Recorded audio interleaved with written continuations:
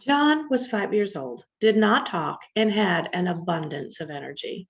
I was his preschool teacher and learned that he had been removed from a bad home situation and had already bounced between countless foster homes, 9 to be exact. I'm proud to say that I have now been lucky enough to be John's mom for over 35 years. John would tell you that he's missing a piece of his 18th chromosome and that he has just a tad of autism. He'll never drive a car or live alone. But the thing that breaks John's heart is that he most likely will never get to marry his girlfriend, Erin, his cupcake.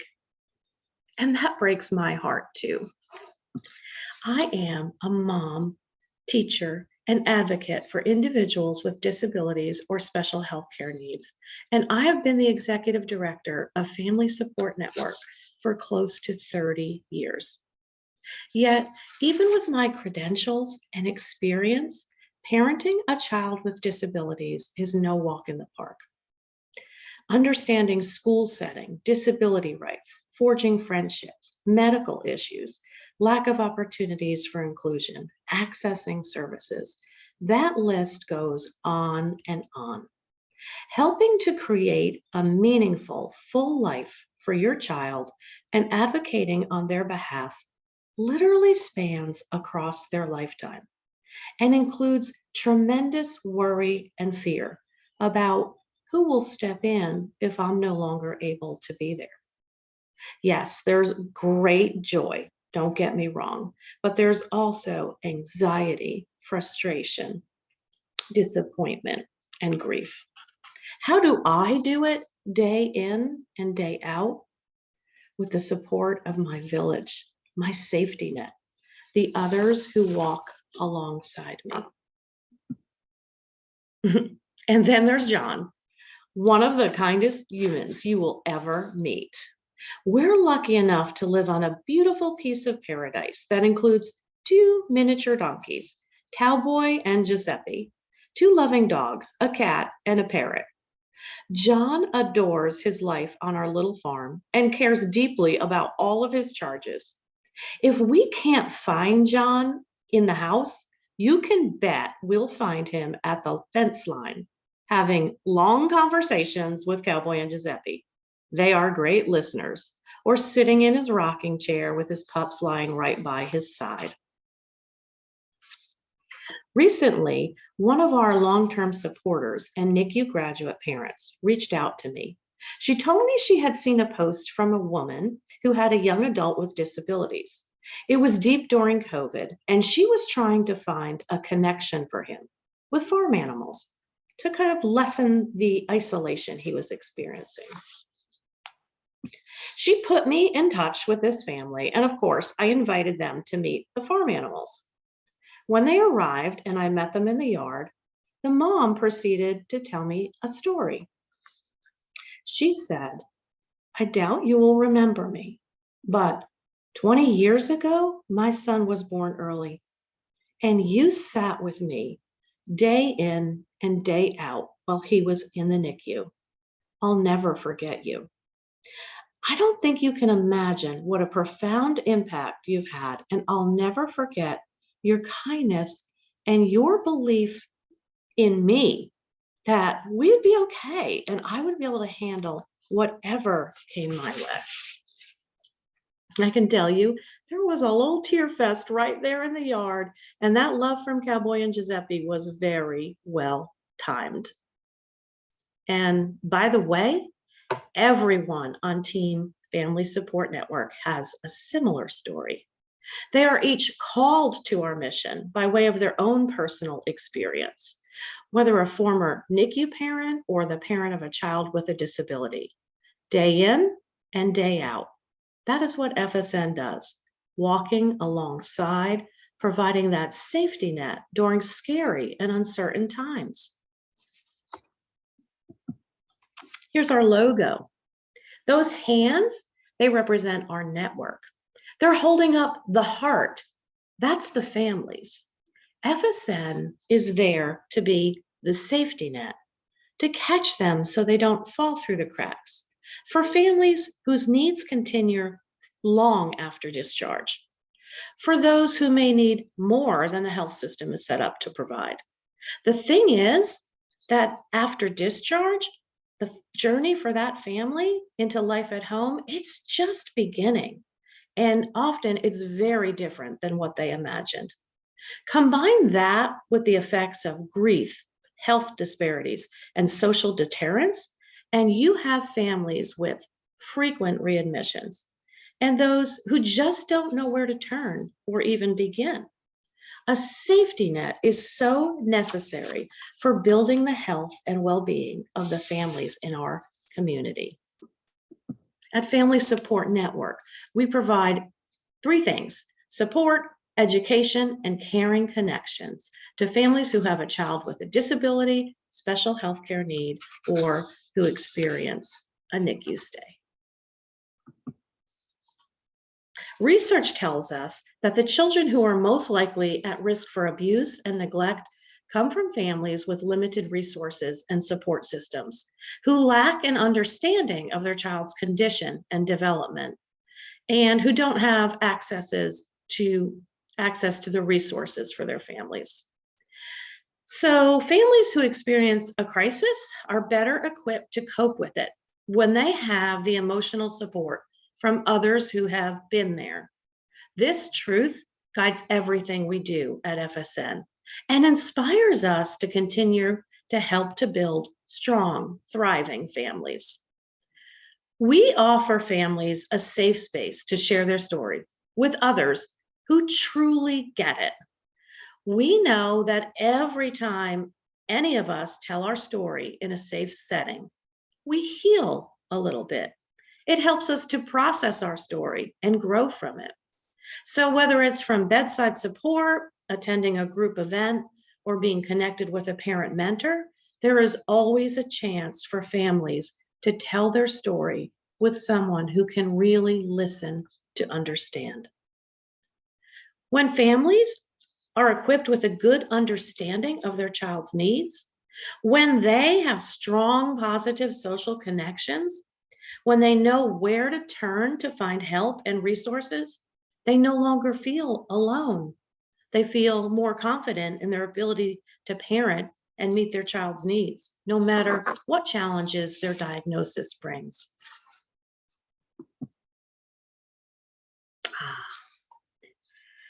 It would take me about an hour and a half to tell you all about every component of our NICU program. We offer bedside support, parent education, special events, an early literacy program called Books for Babies, access to baby supplies. We're a partner program with Cribs for Kids. We offer gas vouchers, parent mentors, and more. A huge component of our program is also our home visitation piece. That's for Guilford County families whose baby qualifies for infant toddler services. Most of them leaving Cone come from the NICU, but some of them come from Central as well. Before this program was established, the rate for getting NICU families enrolled in services soon after discharge was much lower than the state would like to see. We believed that getting to know those families while they were still in NICU would not only increase the rate for early enrollment, but would also help ensure that the transition from hospital to home was seamless and less scary for families. And we were right. Now, most families that qualify for infant toddler services sign up before they even leave the hospital. Those babies have a better chance of reaching their full potential due to early intervention, and their families benefit from gaining a better understanding of their child and the resources available to support them. Families enrolled in our home visitation program are followed about twice a month for the first 6 months at no charge to them through a generous grant from the Guilford County Partnership for Children. Thriving families means all family members are valued and cared for. SIB Shops is our social support group for kids in grades 2 through 6 who have a brother or sister with a disability. In all my years at FSN and all the hats I wear, running this program has been one of the most rewarding learning experiences I have ever had. As a mom of 4 sons, I know that these kids have a fierce love for their siblings, but they too have fears, worry, and the need to connect with others who get it, to share their stories, support, and learn to be strong little advocates. I've now turned that baton over to a wonderful staff member, Tabia, who's enjoying every minute of getting to know and support this precious group of kiddos. Did you know that the family member who most likely has the longest lasting relationship with that child is actually not the parent, but the sibling? So providing for their mental health and well-being at an early age is crucial. Our community support includes 5 parent support groups, education, and help connecting families with community resources and parent mentors. Most groups meet monthly. We have a mom's group, a dad's group, after the NICU group, a rare disease group, and our new Black parent group for Black parents who have children with disabilities. We are always receptive to evolve and rise as an organization to meet the needs of our families. 2 years ago, at the request of several families, we created a safe space for Black families of children with disabilities to come together, and it has really been one of our most well-attended groups. This is Shelley and her son Kai. Shelley's been a part of Family Support Network for many years. She has served as a parent mentor, an advocate, and her now adult daughter attended SIP shops when she was school age. This is a recent testimonial from Shelley. I never expected that our needs as a family would be so large.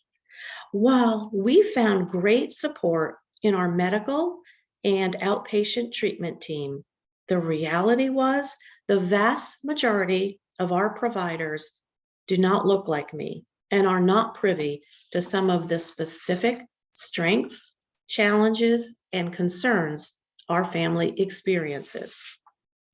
When I found out there was a Black parents group, something unclenched in me. I heard some of my own experiences as a Black mother reflected back to me. I heard solutions and humor that were pertinent to my cultural upbringing. I had a space to recharge in a way I hadn't before.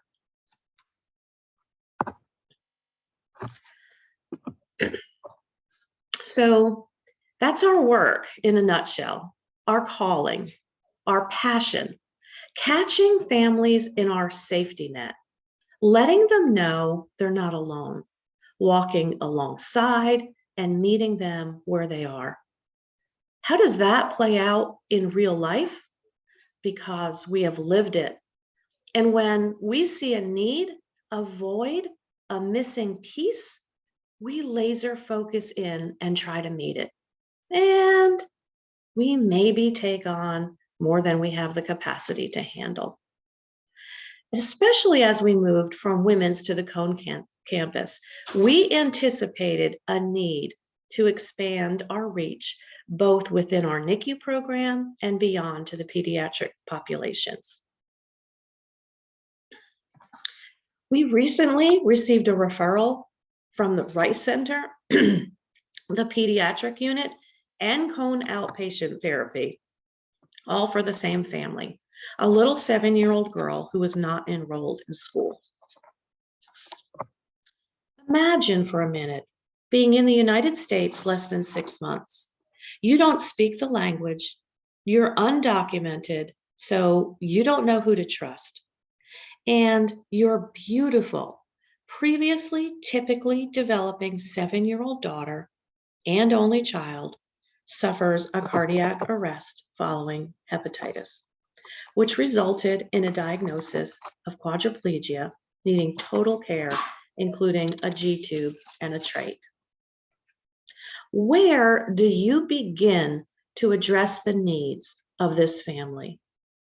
The grief, trauma, and fear this mom have experienced is almost incomprehensible. Their connection with FSN resulted in the following: getting the child enrolled in school, including first developing that rapport and trust with the family, obtaining the necessary paperwork to get her enrolled in school, sitting with mom and helping her fill out the paperwork, hand delivering the paperwork and making a connection at the school system, and setting up a school tour with transportation provided. Our staff member found that family a temporary wheelchair, helped her apply for a permanent wheelchair through Wheelchairs for Kids, helped her apply for SCAT transportation, found a pro bono immigration attorney, helped her to submit an application for financial assistance through a foundation, connected her with Backpack Beginnings for access to food and diapers, and then delivered them to her home, and found a dentist that would provide free dental care while they waited on obtaining insurance. When my staff person Alma came to me and asked about how to find a dentist, I can tell you, I was not hopeful that it would happen. But guess what? One day later, she did it, not only for that child, but for a second child that needed dental care. This mom no longer feels isolated, hopeless, or alone in her journey. Support, education, and caring connections are at the heart of what we do at FSN. This is one story. There are countless others. As a matter of fact, within just a few weeks of helping this family, we have received 4 additional referrals for helping Spanish-speaking families get connected and supported. And we don't currently have the funding to do so. We are, in my humble opinion, one of the best kept secrets in town. But we're not superheroes. We need help. We need to grow. And from that, a plan was born to look at what needs remain in the community and how we can best partner with Cone to improve the lives, health, and well-being of our most fragile humans. We began by enlisting the help of Jean Pudlow Consulting. Jean led a committee that looked at our organization with a new lens and helped us formulate a plan for moving forward.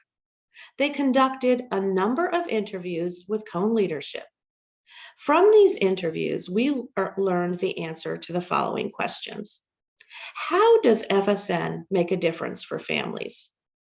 How does our presence benefit Cone staff?